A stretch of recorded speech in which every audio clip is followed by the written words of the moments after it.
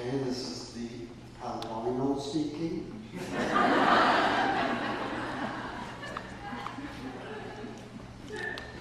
2 years ago, I spent 6 months in a psychic clinic. I was lucky and got a spot in the same ward where I had previously had a group therapy session. Time had stood still there. The patterns in the linoleum was the same as before.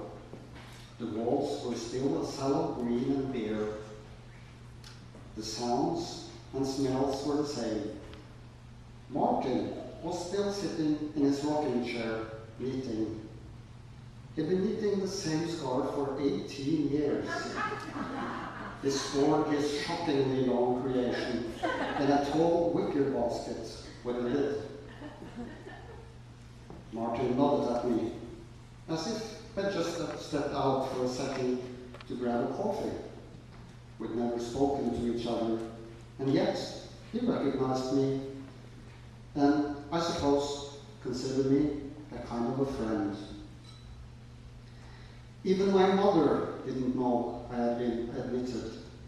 She worries too much. So I told her I was on an archaeological dig in Egypt. Before I went into hospital, I put a stack of 6 pre-addressed envelopes into a jiffy bag and then sent the whole thing to the main post office in Cairo with a plea for help enclosed. I don't speak Arabic, so I enclosed a $20 bill, the universal language. A friendly worker there must have understood what I was getting at. He stamped the letters and mailed them to my mother with a Cairo, Egypt postmark. How cool is that? Like in a detective novel. Of course, I meant for him to send 1 letter a month. I thought that was pretty obvious. I'd even written the name of the months on the top right corner. But he had mailed all the letters at one time. But dimwits. 6 months of made-up news, amazing archaeological finds, romances with Egyptian belly dancers, stormy desert expeditions on wind-battered camels, all compressed into 1 week.